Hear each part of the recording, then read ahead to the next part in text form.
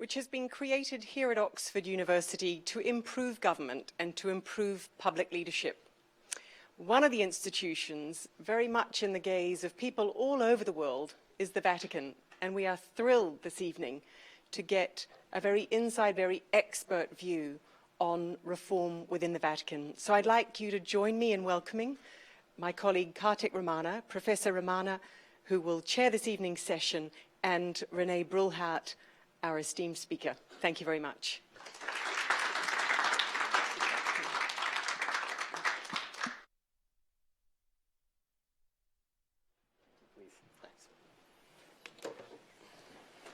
Thank you, Dean Woods, and it's my honor and delight to be able to welcome Rene Bruelhart to this school and to Oxford.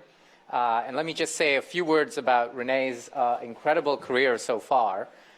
Rene is a background in financial services and in auditing, and had a very successful career in the private sector until he was called in 2010 to serve as the person to clean up the banking system in Liechtenstein, in part due to concerns that the regulatory processes in that country were such that they were enabling money laundering and perhaps even terrorist financing. And in a very short period of time, Rene had a remarkable success in that country where banking is tremendously important to the economy. Building off that success in late 2012, with the situation that the Vatican found itself in terms of its deteriorating finances, and in particular the concerns that the Vatican Bank would be blacklisted by the international community, Rene was brought in to head the AIF, which is both the financial intelligence unit for the Holy See, as well as the key banking regulator in that country. And Rene was brought in first as an advisor, and then almost immediately thereafter made the director of the AIF. And in his time since, Rene has had a remarkable impact on that organization.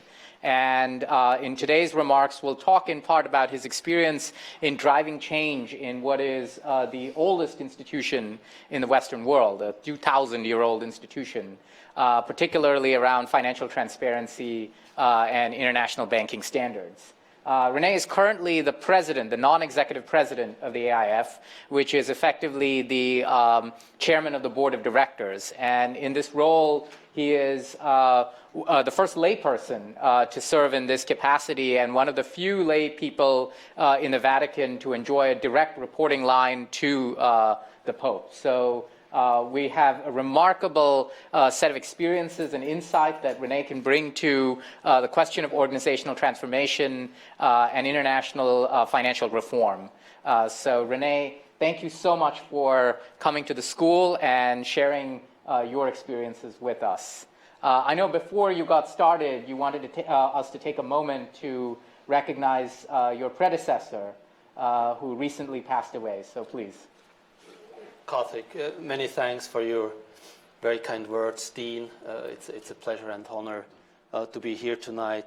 I have seen a lot of beautiful windows and openness, thinking of transparency, and when I was walking in here, so I was reflecting a little bit and looked into, to compare it with the surroundings normally I find in the Vatican, with rather thick walls, a little bit less of windows, but hopefully we achieve transparency there in a slightly different way. So it's, a few days ago, my predecessor, Cardinal Nicola, passed away, and I will kindly ask you maybe to bear with me a moment of silence.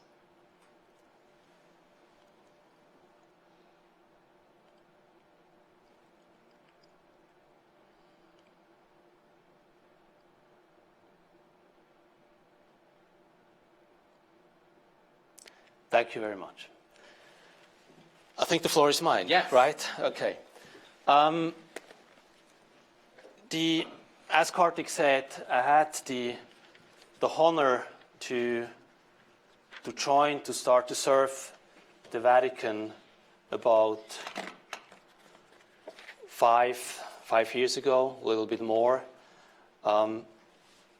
It was really kind of a situation when I started there, or when I first came to the Vatican in September 2012, a situation which was slightly, I would call it, kind of unique. So if you think back, and I don't know how many of you all kind of reading the media, and I already alert you, I don't know if journalists are here tonight, not to believe everything what the media are always writing, but at least if you go with the facts, you noted there that the bank accounts of the IOR, and we will talk about it later on, the so-called Vatican Bank, now if it's a bank is somehow debatable, were frozen. Furthermore, banking relationships, so which means the relationship with correspondent banks, etc., didn't work anymore as they were supposed to work. All of a sudden, the that time president of the IOR had to leave, or was forced to leave, and a little bit later on, the same happened with the Director General and his deputy. Later on, end of 2012, the so-called points of sale, so for the credit cards in the Vatican as such, shortly before Christmas time, didn't work anymore. They have been cancelled by another bank which provided this kind of service. So you can imagine what happened when you wanted to book a ticket for the museum. You wanted to go and visit it. It just didn't work anymore. No? And all of a sudden, there was no Pope anymore. Yeah. So that was a little bit the situation in the period 2010 till 2012, end of 2012 as such. Now, if you reflect a little bit and look back how that really could happen, and sometimes it's helpful to take a step back and to see a little bit from where you were coming, especially when we talk about the Vatican, which has a long history, maybe a less longer history on certain financial activities, because if you look into it, how this is kind of handled, what kind of, what you would call financial sector is there in reality, we mainly speak about two financial institutions, at least that time. So the Institute for Religious Works, so the IOR, or the so-called Vatican Bank, or the administration which manages the patrimony of the Holy See, so-called ABSA. That's it. Yeah? So you don't have kind of a financial sector there, you don't have commercial banks there, you don't have insurance companies or fiduciaries or lawyers, don't have a Wall Street there. There's no stock exchange. So there is one institute that is really in a professional manner managing the money, and we'll talk about that in a second, of whomever, hopefully only kind of people they're allowed to have their kind of their business relationship, and you have the other institution which is taking care of the patrimony of the Holy See. So now how could that happen? No? So what exactly happened in the period of 2009, 2010? And here we're going to go even a little bit more back. We're going to go back to the financial crisis. No? Keep in mind 2007, 2008. Are you going to? Okay, sorry. Don't want me to make your life impossible. So that was not my idea. Better so? Good. So you have in 2007, 2008, with the financial crisis, you had a major clash. Now, what does that has to do with the Vatican? You know, the Vatican Bank, assets under management, something like 5 to 6 billion euro, not more, whatever. Every kind of, in a way, another regional bank in Switzerland has more assets under management. So what happened there, or what is the link between the financial crisis and then what happened in the Vatican as such? A very simple one. The G20, especially 2008, 2009, on their summits in London, DC, and in Pittsburgh, they decided to take measures to protect, in a way or another, the future integrity of the global financial system. And in concrete, what they were doing, they were focusing on 3 pillars. One pillar on taxes. So they mandated the OECD and later on the Global Forum on Transparency to take care on all the tax issues, on all the regulatory work,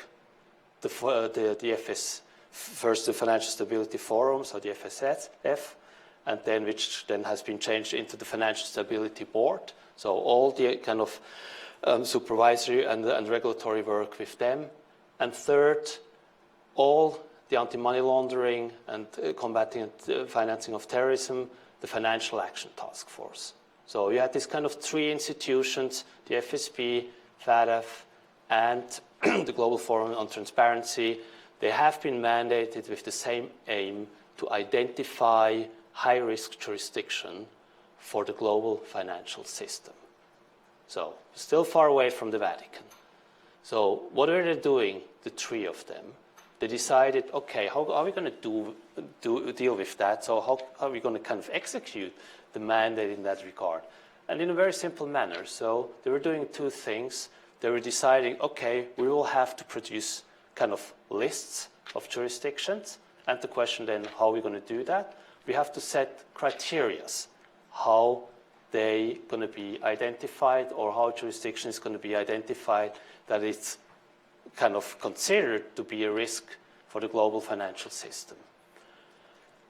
Forget about taxes, so there's no tax system in the Vatican. Forget about, for the moment, the regulatory environment, so we'll potentially talk about that a little bit later, especially when you come up with questions on that. Let's focus on the whole anti-money laundering and combating financing of terrorism side, so with the Financial Action Task Force. And I'm not going to bother you with all kind of the legal details and criteria on that, but what is important are two issues here. One issue is that each single jurisdiction that never ever went through a process to be evaluated by an organization like FATF or by a so-called FSRB, which is a FATF-style regional body, was considered per se as a high-risk jurisdiction to the global system. The Vatican, as you can imagine, at least at that time, why? Why should the Vatican have done that? No? So by definition, in a way or another, they have been considered as a high-risk jurisdiction. What led then, especially the financial institutions in Italy, to the conclusion, okay, high-risk jurisdiction, so what we will have to do is we will have to apply so-called enhanced due diligence requirements with the consequence that more questions on transactions, on clients, etc., were raised with the relevant Vatican institutions. More questions or more detailed questions are not always well received, and to a certain extent, certain replies then were probably addressed not in the most profound manner. And that, in a way or another, led especially to the blocking, to the freezing of the assets as such that time. Furthermore, as you can imagine, the Vatican, surrounded by a beautiful country, it's called Italy, but if you look into history, I think in Oxford here you have 800 years, the Vatican more than 2,000 years. That's how you become good neighbors. There's always kind of a struggle in a way or another, so how you're dealing with these kind of issues and how you're handling then also, to a certain extent, kind of a good neighborship. So, and I think here there was always a certain interaction in a way or another, how much you're going to get control on the one hand over the finance of the Vatican, or how much the Vatican is autonomous, has its own sovereignty. And I think here it's very important to state, the Vatican is a global institution, and the Vatican is a sovereign jurisdiction. In all the different processes, especially in the fight against financial crimes, it has its own judicial system, it has its own tribunal, its own court system, etc. And that is something where, especially in the last years, I think a lot of progress has been made. Now, having had this kind of, let's say, situation in dealing with all this, let's say, exposure that time, what are you doing? Or in other words, when I had the honor to be called and here to come and serve and starting to look into that, so how do you approach something like that? Or at least how did I do it? Also, I'm not saying that everybody should do it in such a way or that it was done in the best way possible. But there was a big kind of temptation to come in and just change everything. As you know, with the Vatican, always, as tonight, a lot of media presence. They're very keen to look into that, to bring it forward, etc. So but we have chosen a different way. So especially the first 6, 7, 8 months, nothing went public. Nobody went out, especially me, myself, not. But we took a step back, maybe even 2, or maybe even 3. And to me, the most important thing at that time was really, I tried to understand. I tried to understand what really happened. So how could that happen? Also, that all of a sudden you're almost cut off of the financial system, especially in Europe, but also partially also in the US. So how could it happen that credit cards are not working anymore? Is that from one day to another? Or was it really kind of, let's say, the underlying situation that we really went there? So facts, trying to get, without emotions, as objective as possible, trying to gather facts, trying to understand who are the players internally. So who has influence? Who has taken decisions? Not even in a bad way. So, but who are actors you will have to consider? You have players. Who are the players you will have to deal with? What is the environment internally, but even potentially as important also externally? The media or the regulators, politicians. As I mentioned, Italy, do not underestimate. So there is a relationship there, and that's good so. But you want to get an understanding how that is working or how that works. So it was really about drawing all these different factors, all this different information in a basket, and then, in a way or another, digesting them, and on the basis of that, really trying to come up step by step with a tailor-made system. Now, when I talk step by step, coming up with a tailor-made system, it was really about kind of putting in place building blocks. It was about legal system. So was the legal system in place, was it sufficient? It has been put in place by the end of 2010. We're talking about 2012-13. Can you change that after 2 or 3 years again? Is that an offense against the people? They have put that in place that time. But was it good enough? No. The institutional framework. So as AIF, so as the authority, the type of power we had. Could we realistically execute the work we were supposed to do? Were the roles and responsibilities, were they clear enough? The competencies, was that okay? Or were other changes needed? The establishment of new authorities, because potentially the whole, let's say, institutional framework was not complete.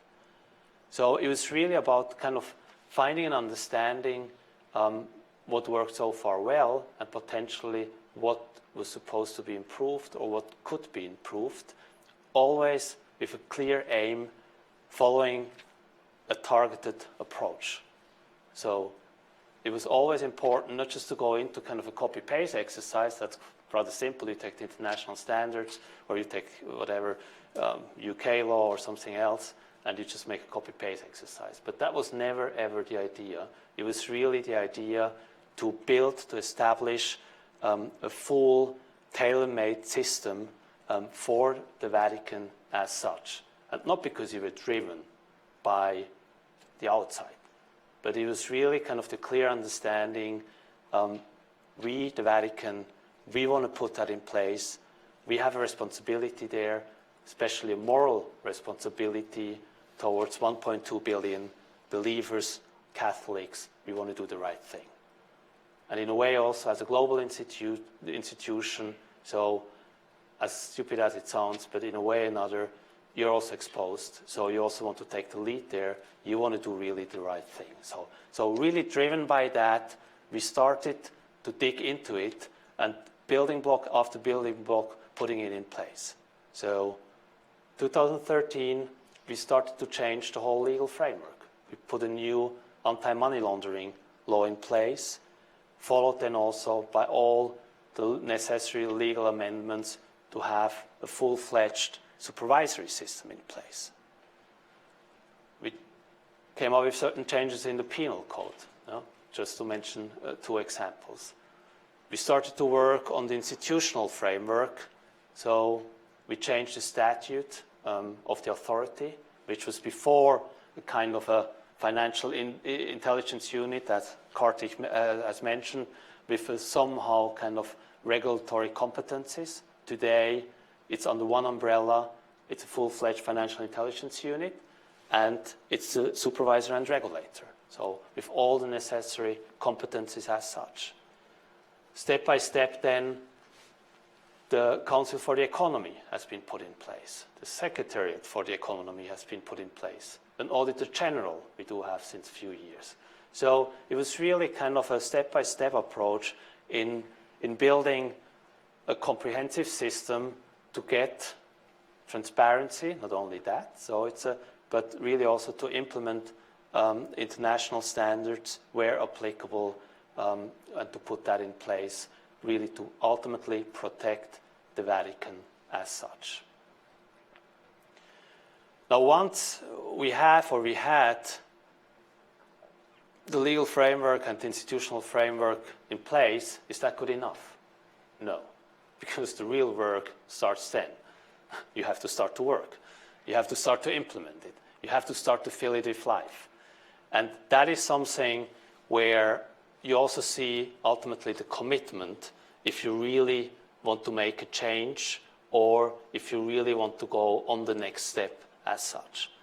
So just to give you a few examples, that when in September 2000 or in October 2012, when I took on as director of AIF, we had one single suspicious activity report.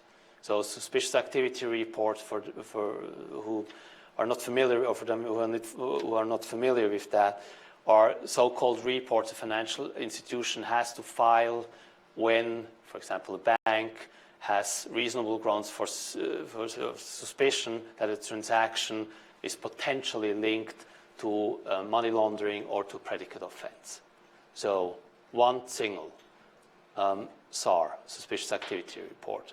Now, by end of 2016, we had more than 1,000. Yeah? So the system started to work. Step by step, we were building that together. International cooperation.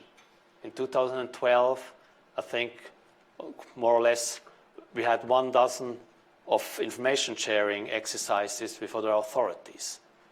Today, or not even today, after end of 2016, we had more than 1,500 cases or instances where we started to work together. We launched prosecutions. Case Carano, so you might be familiar, was one of the first ones.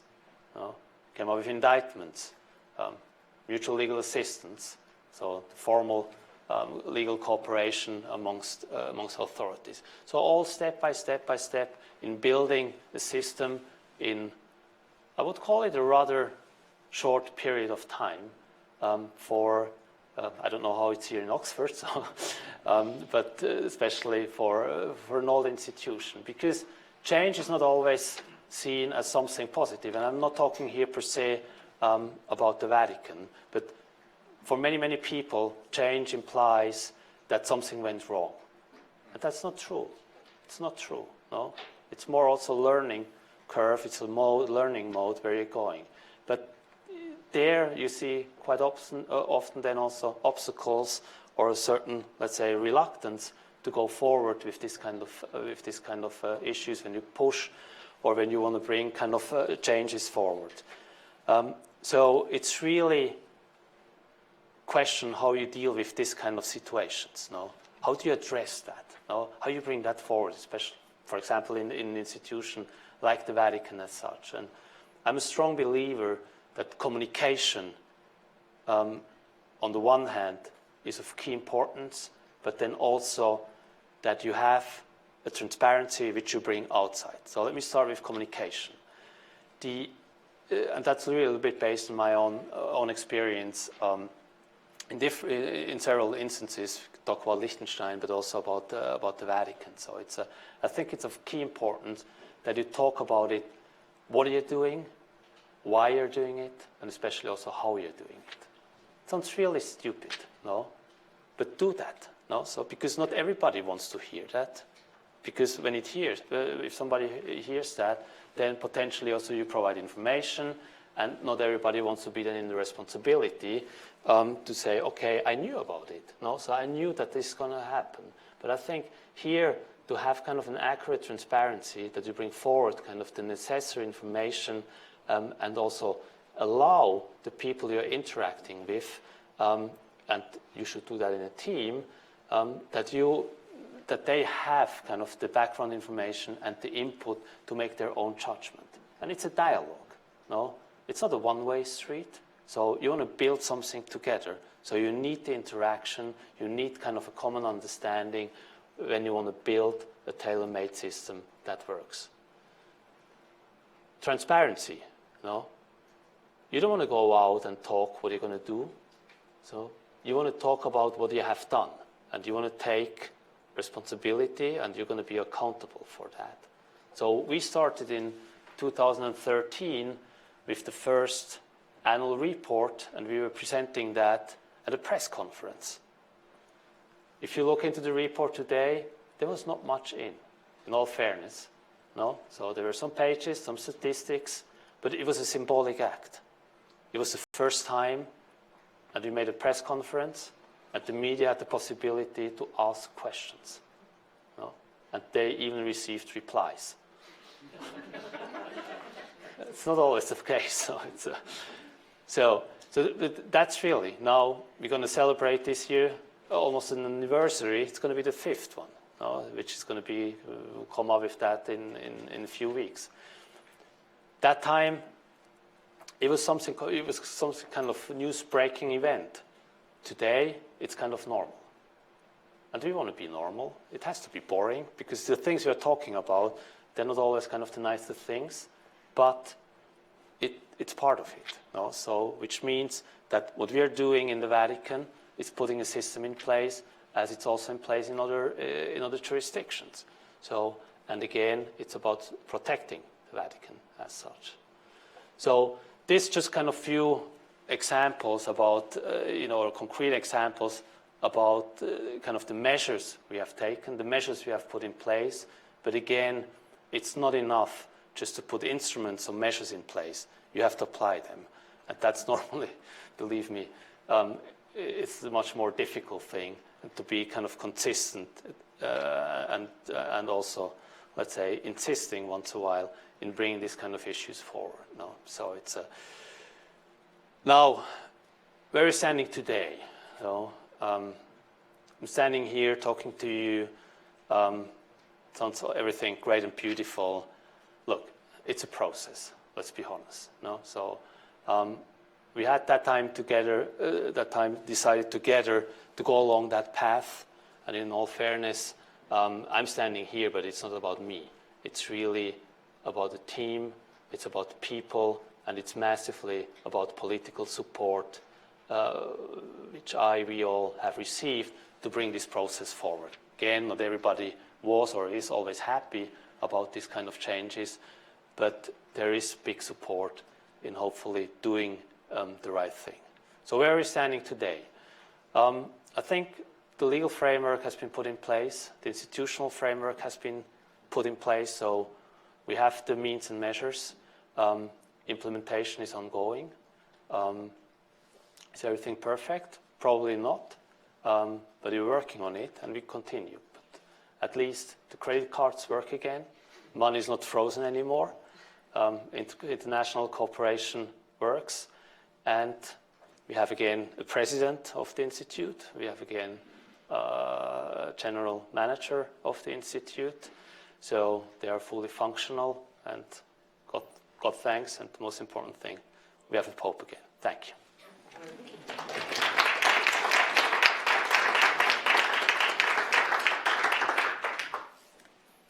Thanks.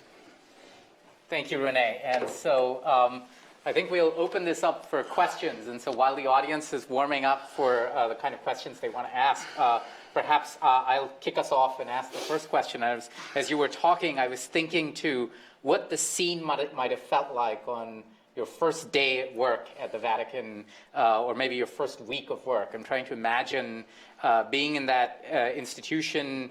As you say, it's 2,000 years old. There's a deep sense of belief in what it is they do. And here you are, the first non-ecclesiastical individual to hold this role. There's probably a great deal of skepticism and maybe even distrust for the fact that there's an outsider coming into this organization suddenly trying to tell us what to do.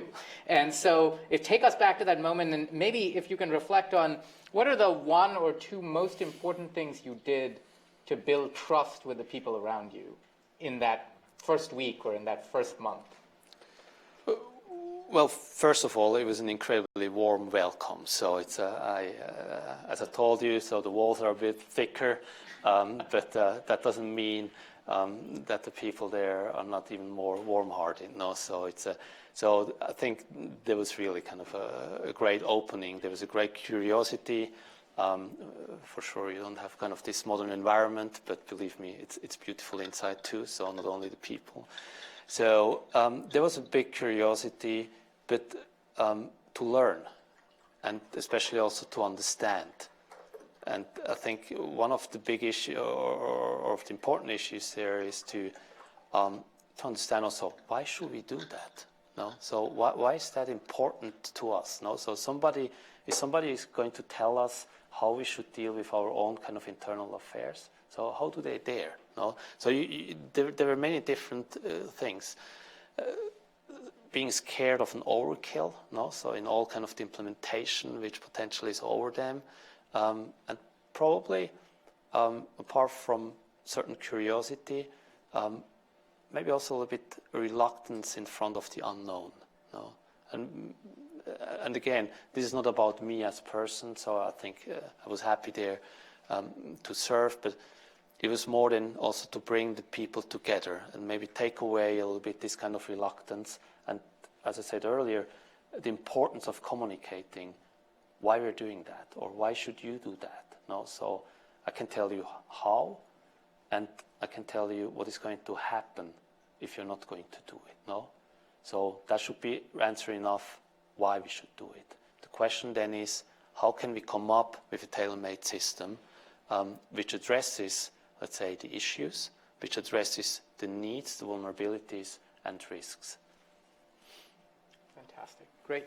So let's open it up for questions. And just before you ask your question, please wait for the mic to come around so that it can be captured by the YouTube feed. So let's take some questions from the audience. Over there. Thanks. Hello. Thank you for your talk. I had a question about sort of external pressures or incentives, and how your experience in Liechtenstein, which is like a constitutional monarchy but still hosts election, and in some form there is that electoral incentives or pressure that might affect your ability to implement change, versus the Vatican, where you probably had more global pressure but not electoral, and you were in the eye of the global media, and how that affected your experience, if in any way it was different in implementing change.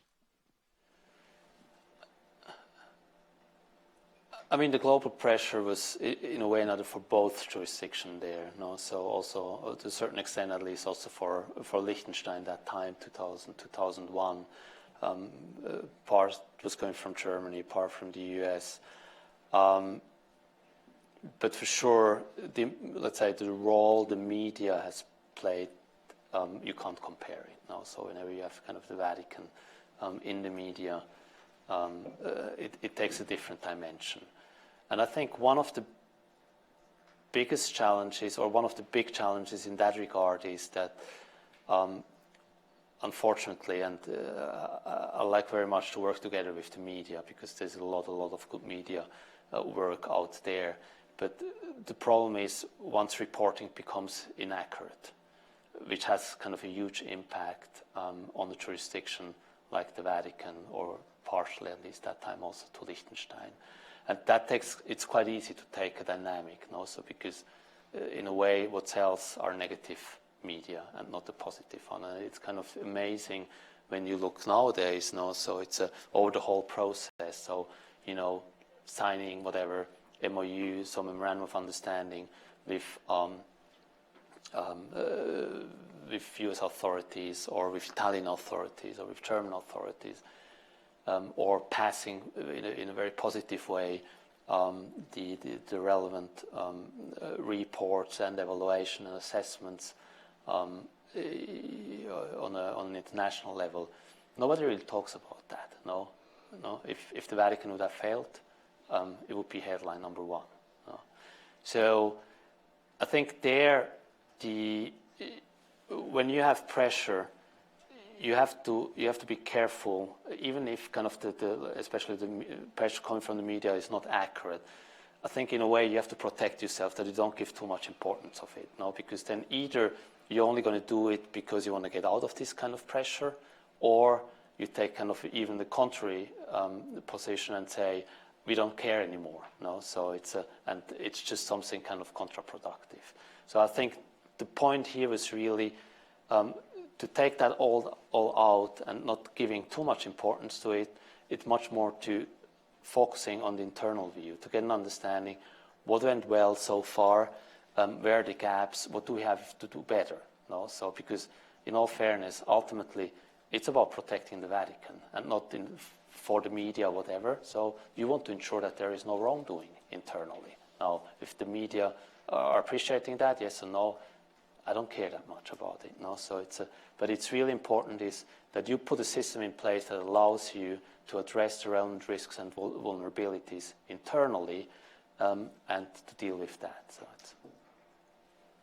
Thank you. There's a question here.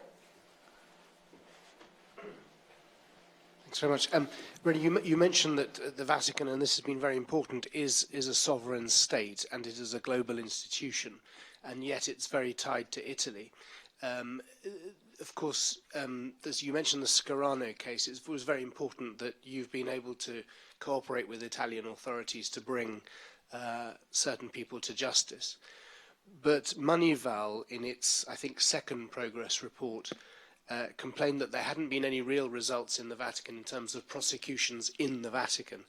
And I just wonder where we are with that. And I think, could you explain the jurisdictional question, because it's quite complex. If somebody commits a financial misdemeanor with the Vatican Bank or the ABSA, what should happen to them and what has happened to them? Yeah, thank you for that, Austin.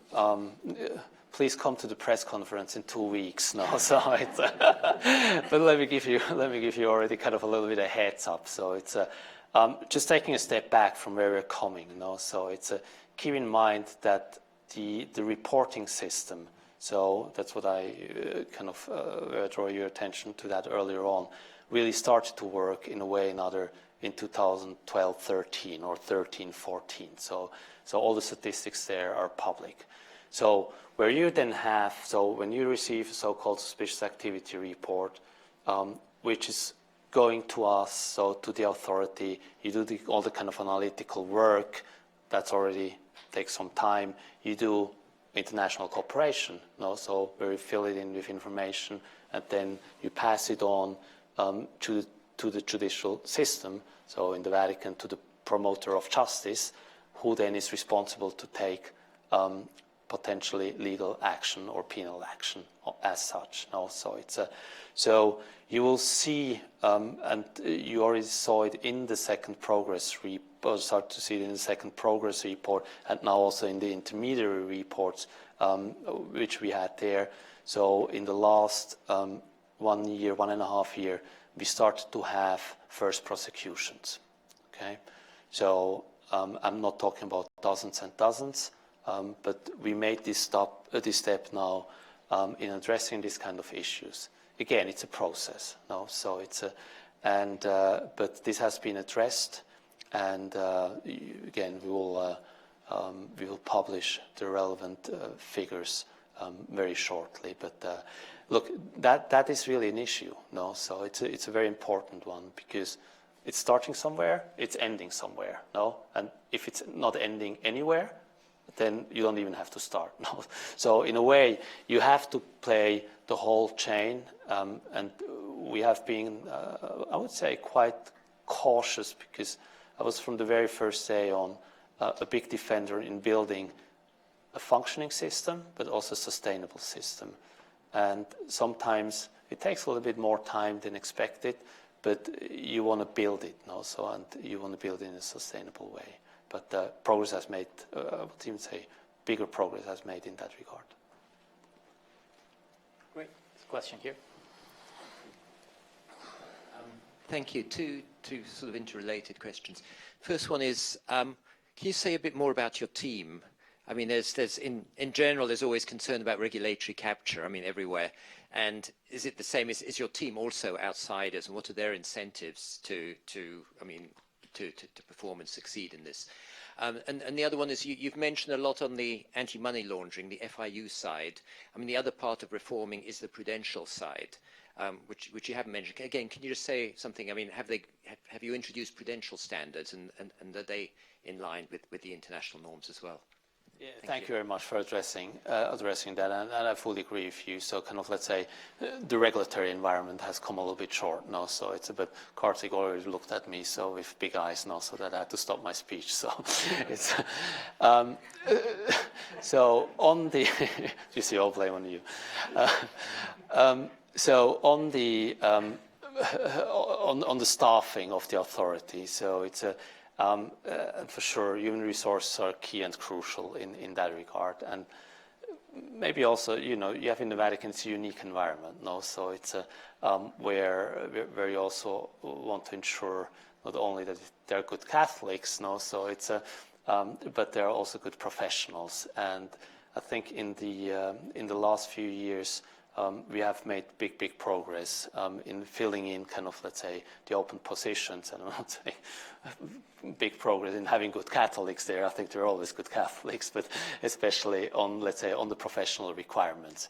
And that is closely connected with your second question, especially with the supervisory side. No? So one of the big issues really was so if you compare the law 127 of 30th of December 2010, which has been the first anti-money laundering law, now with law 18 of October 2013. There's, apart from the reporting system and some other issues, the very big difference there is the introduction of prudential supervision. Okay, and then we came up in January 2015, became with so-called Regolamento Numero Uno, so with the first regulation on prudential supervision, which is of key importance. Yes, so this is in place now, and especially and you will see that when we do our press conference, especially last year in 2016. So one of the key focus of the work which has been carried out by the authority was on prudential supervision in that regard. Just opening up one note on that, no. So it's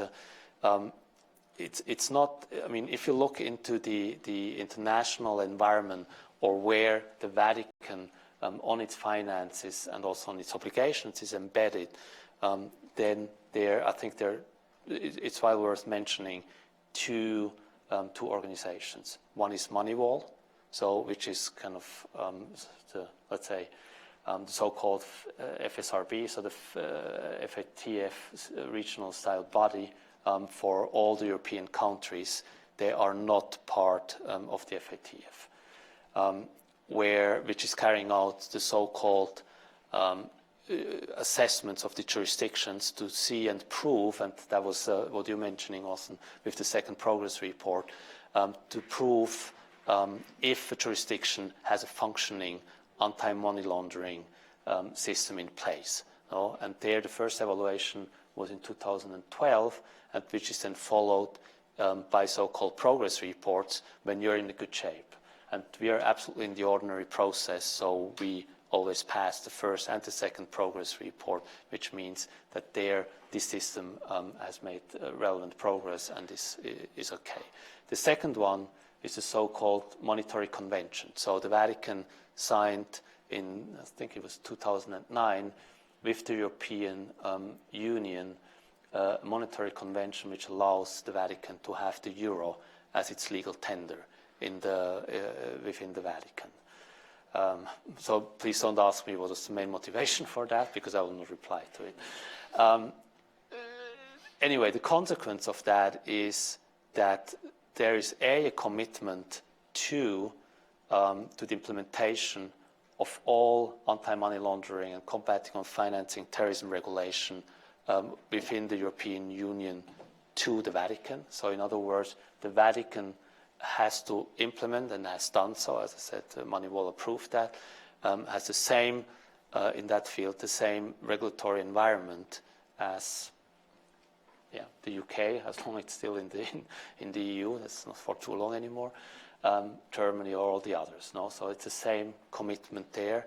And we went even a step further. So we entered into, about 2 years ago, into a special agreement with them where we're saying, out of our own intention, where we committed to apply in kind of the relevant, let's say, financial regulations which would apply to the type of activities we are carrying out in the Vatican. So in other words, if you carry out, or if the IOR is carrying out type of payment services or whatever, so we apply the same European regulations in that regard. Yeah, right. Yeah, I was fascinated by you saying that once the rules and institutions were placed, then you had to begin work. And, you know, there's a saying in public policy about culture eating strategy, eating rules, eating institutions for breakfast. I just wonder, what are the big cultural changes that you've watched happen or that you hope will happen in the Vatican? And I don't know about in the Vatican, but I know in a place like Oxford with 100-year-old colleges, when something goes wrong with the finances, because these are close communities, there's a sense of shame and betrayal in a way. Does that help you to rebuild? Does it help, or does it make it more difficult for the people whose culture you need to change to trust you? I think starting with your first question, so things have become normal in a way. So if you go back 70 years or a bit less, and you know, all of a sudden you come up with a rule which says if you have any kind of indication that something is suspicious, you have to report that to an authority. And it doesn't make a difference if that is a layperson, a cleric, a cardinal, or whoever. No, same rules does apply to everybody in the same way.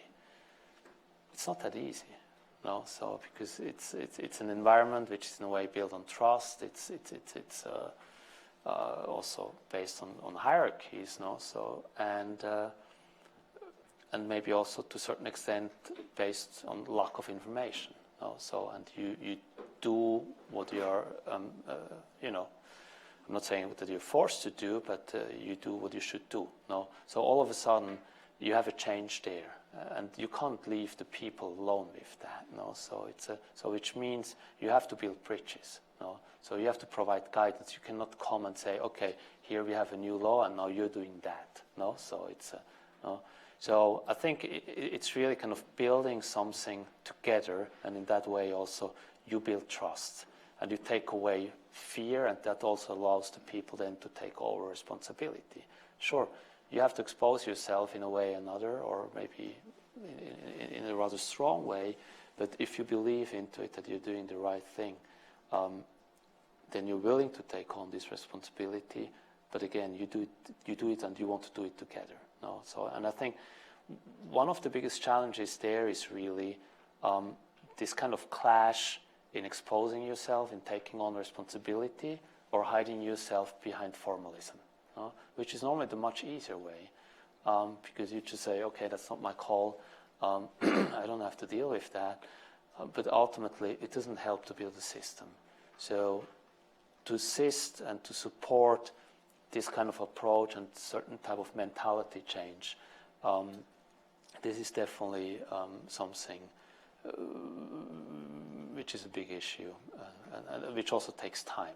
So, but there, if you take yourself back as a person, and it's much more important that you serve something higher, because ultimately they all belong, or we all belong to that. So it's so you can put you can make a difference there. On your second question, especially when kind of scandals are coming up or whatever, so for sure nobody wants to see it happening. So you all hope that you can be as proactive as possible and preventive as possible. That would be great. Fortunately or unfortunately, once in a while you need kind of a proof of concept. So if the instruments you have, if they're really helping. I guess the big question then there, and going back to the first question, especially also on media and on the impact on that, is how you play it. So and here it's about a community. So, and it's not about naming and shaming. You don't want to do that. So and I think everybody also, in a way or another, has the right of a second chance. So the question is really, then if something is pumping up, Scarana has been mentioned, there were and there will be other cases. It's really a question how you deal with that, and also, even in critical times, to apply respect. Yeah. Okay. So, thank you. I'm curious, why does the Vatican need a bank? I mean, that makes no sense to me at all. I understand it's an asset manager, but retail banking? Well, you call it a bank, So I think you did. No, I was using kind of the general term to make it easier tonight. So, I mean, I wouldn't call it a bank, So it's I mean, that's kind of the use of the wording in the public, So to me, it's more, I would more call it kind of a type of a foundation, type of a family office almost, So it's so what you have in there, you have a limited amount of asset management. You have mainly payment services.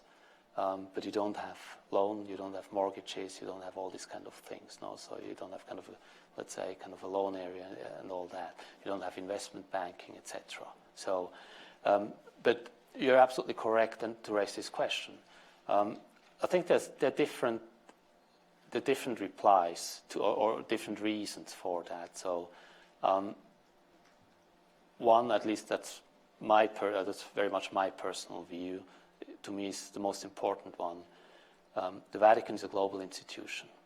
And the Vatican is active all over the world, and especially in areas where you don't have a banking system, or where you don't have access, where you have war, countries which are always active in countries or jurisdictions which are sanctioned, So where no commercial bank ever would carry out any kind of transaction. And keep in mind, there's a religion behind, So, and not everybody is really kind of a big supporter of this religion. So there are different reasons why you want to have that. And when you have seen what happened in the last, especially 3 years, it's really, when we talk about the IOR, it's going back to its roots, So which means, who is client of this institute, or who is allowed to be client of this institute. So in other words, in all this kind of remediation process, more than 5,000 client relationships got terminated or exited. So many of them, they were not active anymore. Some of them you didn't want to have anymore, so for various reasons, because it didn't just match anymore the type of clientele you want to have in that institution, in that institute. And some of them, as you see in the statistics, they were potentially linked to illicit activities. So So it's really kind of going back to the original and also to the statute, so to really back to the roots, the original idea, what the IOR stands for. And that is really kind of serving the church and helping kind of to bring around the world religious works. So, but again, for sure, you could organize yourself differently. The question then there, what kind of impact it would have. No? So, and at that stage, as long as it's there, we're trying to do and to help to ensure, the best to protect the finances and the legitimate way to carry out type of transactions, etc. It might be helpful since you use the term IOR just to explain that, because they, just so that everybody understands sort of also the history of how that came about, the institution of religious works. Well, talking about the IOR, most likely I don't want to go too much back into the history because there were certain scandals there, so I prefer to look into the present and into the future.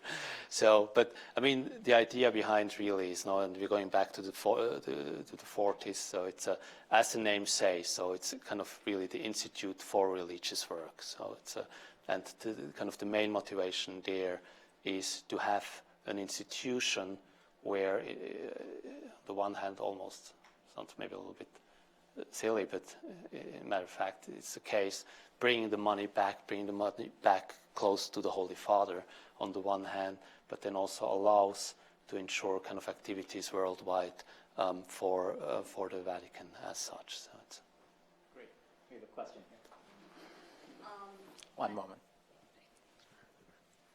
A question slightly similar to Professor Woods's. I really appreciated that you said that sort of changing the laws, changing the rules is the start, and that you also talked about building sustainable institutions. It would be wonderful to hear you talk about how you saw the rules that you put in place operate over time and how they operated the way you hoped that they would.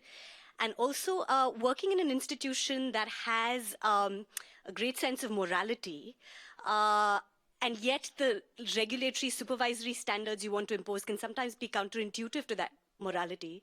How did you navigate that and deal with that? So to your first question, I'm happy to provide you with our annual reports. So because I don't want to bother you with statistics. So it's but I think, look, I like to be incredibly boring, but I think out of statistics, then that's kind of an objective nominator to see if progress has been made. So, and if you take, for example, international cooperation, if you take the SAR filing, if you see, kind of the freezing of assets, etc. So there you see kind of a continuous, less the freezing of assets because we want to become more preventive. So, but at least the rest, a continuous increase of the activities as such, which is very positive. On the question of morality, I hope a regulator is somehow or has a certain morality, So it's because what we have seen in the past, at least to a certain extent, that it's easy to get lost in a very formalistic approach. So and to go more and more into a ticking the box approach in addressing these kind of issues, and that's why I was saying at the beginning it was of key importance really to understand what the matters are. So what are really kind of the vulnerabilities and the risks we have to address and we have to face. So and also questions, and just to mention one issue, question of governance. So it's in an environment like that, it's not always the easiest, So, but you need kind of a minimum of governance to have a certain stability, then that you can work on that, and also certain predictability. So so these are all kind of elements where you then also need the political commitment, the willingness to give away power that you do that. So it's to have the necessary integrity then also of your system, and that has been given. Yeah.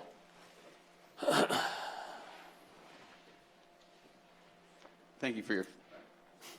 Thanks for your fascinating talk. I thought it was really interesting. I was just curious about the payment services business that the Vatican operates and some of the challenges that you guys might have sharing information across financial intelligence units across Europe when there's a single payment zone with SEPA. The Vatican is not yet member to SEPA, so off the records, we're working on that. So we're looking into that. So it's for all the rest, it's you have kind of, let's say, the parallel levels. One is really on the international standard or the European standard in SWIFT or whatever. So it's where it's fully normal today to do that, and there are absolutely no issues. And then, in case, if as I said, if there's certain kind of suspicious, potentially unusual or suspicious activities, since 2013, the Vatican has become member to the so-called Egmont Group, which is kind of the worldwide umbrella organization of financial intelligence units, which allows us then to, to interact and to exchange information to verify all certain transactions. But that's really today. It's state of the art as in the UK, in Italy, or where in the world, or most European countries. Great. So I want to sort of take this back to some of the themes that we used to organize the first part of your talk around change management and reflecting. And you've made a lot of decisions over the course of the last 5 years, and now reflecting back with the benefit of hindsight. Do you have any regrets about what you did, or is there something major that you would do differently? I normally don't have the time to think back, so it's and especially also to when you take it, or it's not really my personality, so it's to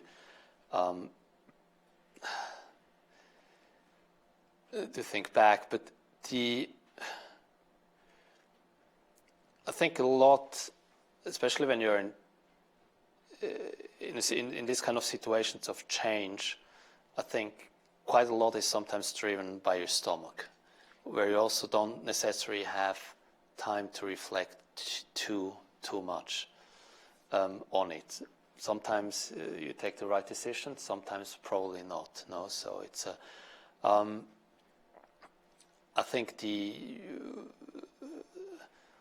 one of the big questions is, if you would have had more time, would you have decided differently?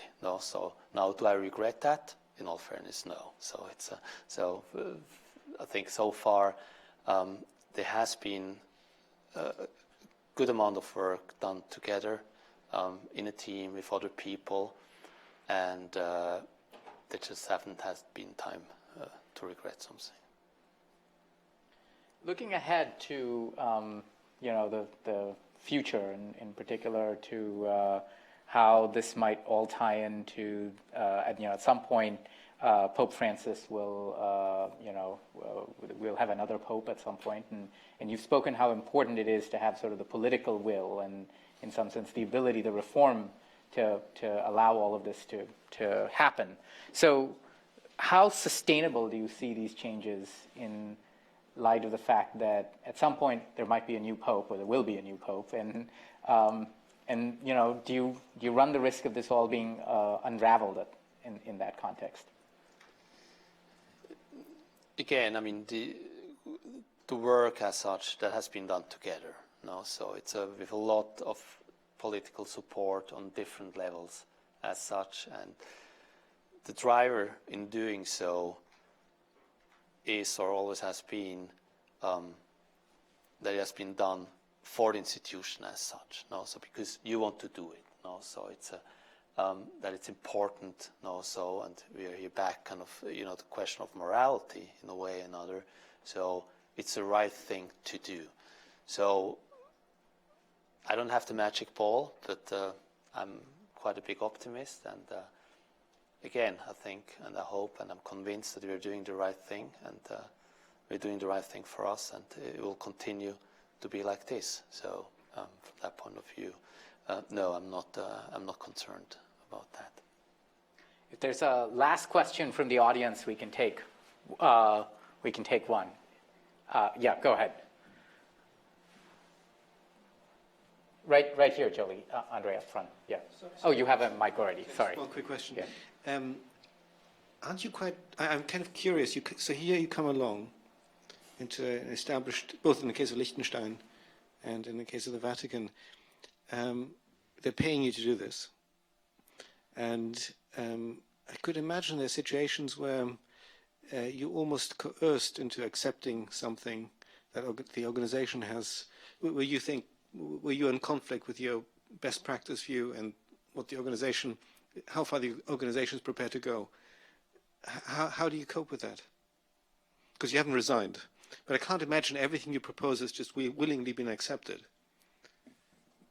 No, I mean, look, that's why I was using the word dialogue before. No, so it's I think the question here, they had some problems with the acoustic, but I assume that. I just can imagine that there are situations in which you need to feel something needs to be done, and the organization says, no way. Oh, okay.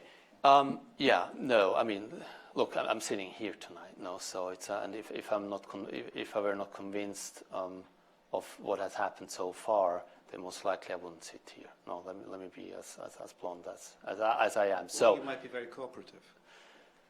Hopefully I'm cooperative. So, but that's why I was saying there has to be a dialogue. No, so there also has to be kind of a common understanding. I have my own view on certain issues. Other people have their own view on certain issues. No, so it's and there I think that the important thing is really also, if you call it cooperative, or also to the willingness to enter into certain compromises. No, but I think the important word is certain. So if this becomes kind of a window dressing exercise, then it's a different story. No, so it's if you build a tailor-made system for a unique institution like the Vatican, so hopefully you're entering into certain kind of compromises, because it's also a matter of respect or whatever. So it's and there's sometimes different ways how you do things to have the same result. And I think that is something where to have a very open dialogue, and where sometimes there's also certain contradictions or whatever, is necessary.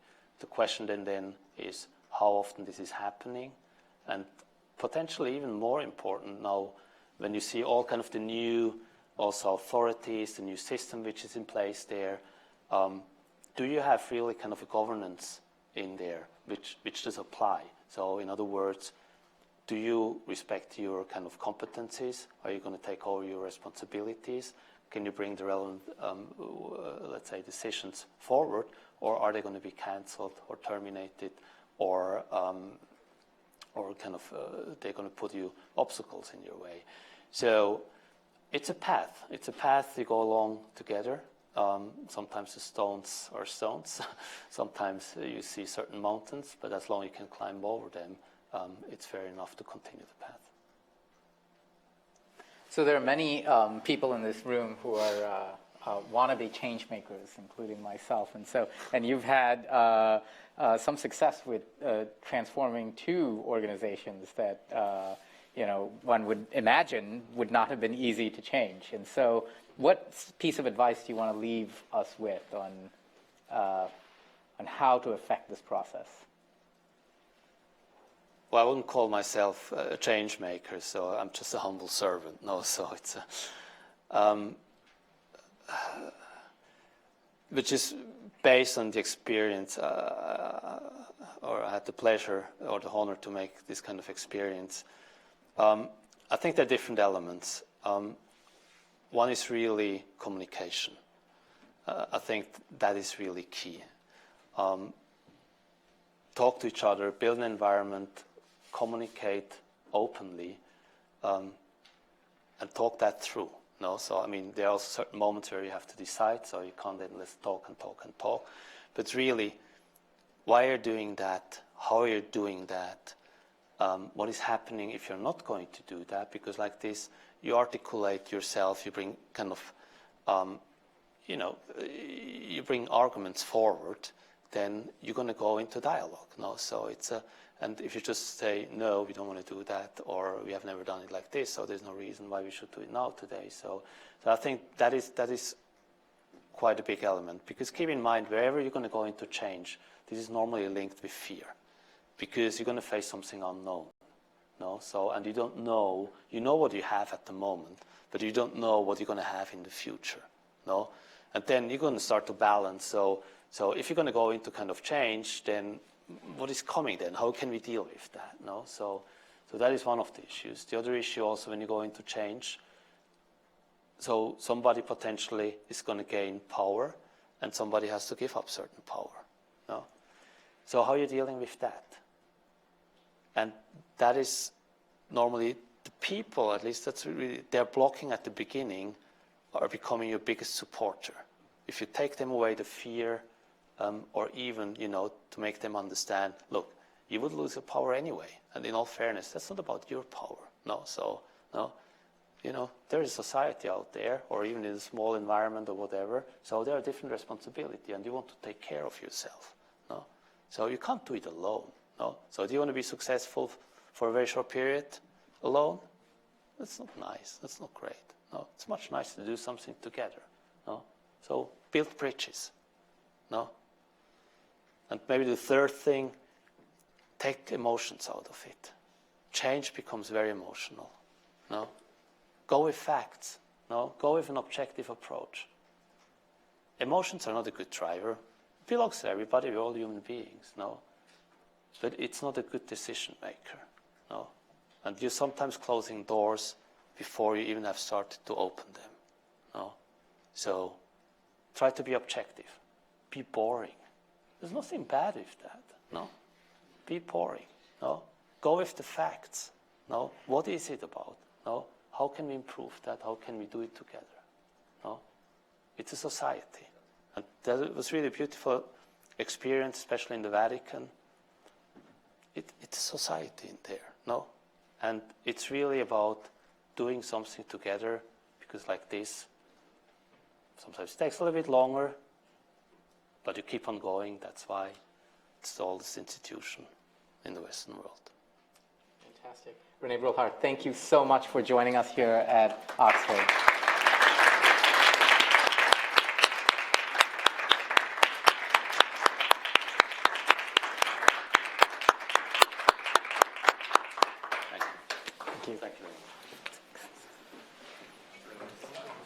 So Rene, I want you to meet